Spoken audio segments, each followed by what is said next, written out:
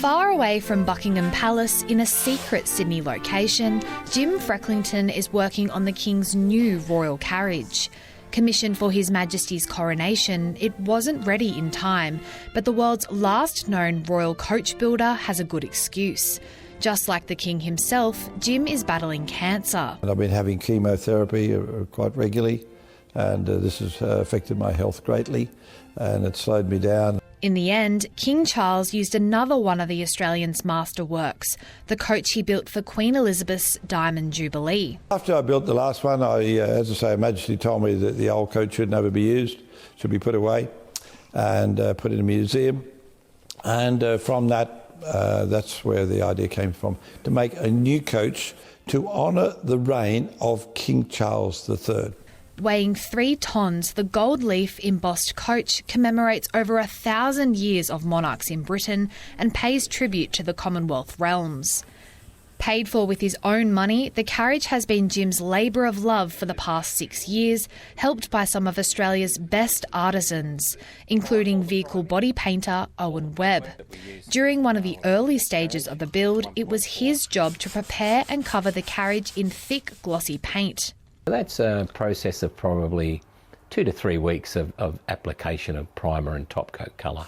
The paint job on that will outlast us. All the exterior light fittings were handmade by Wollongong metal spinner Tony Edwards. It's a matter of putting a sheet metal, a circle in a lathe, and having it rotating, and as you lean against it, the metal starts to take shape. His unique trade was noticed by Jim during a visit to a car show.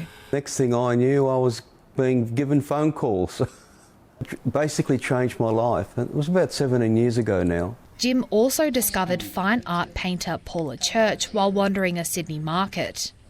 Aside from creating all 4 coats of arms, she's responsible for decorating the carriage in a countless amount of gold leaf. Oh, it took months, actually years, to do that, because every piece has to be done by hand, and there's no quick way of doing it. And I've been very privileged to be given the job by Jim Frecklington to work on this carriage, because I think it's one of the most special things that have ever come out of Australia.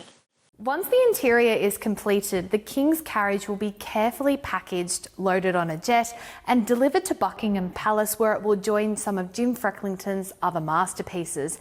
There it will transport some of the world's most important dignitaries. I predict that in years to come, this will be used for pretty well every coronation for hundreds and hundreds of years. I think it's very important, because when you think of the tourist trade in the UK, they don't come to see the royal family drive past in a car. They come to see the carriages.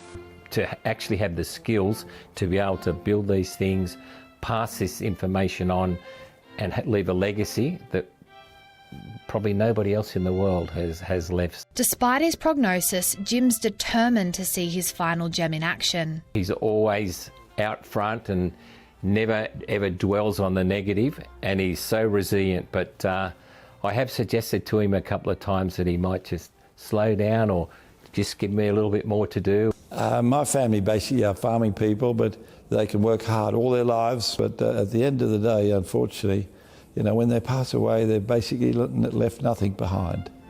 But I try to make something special. A master craftsman whose name is now etched into history.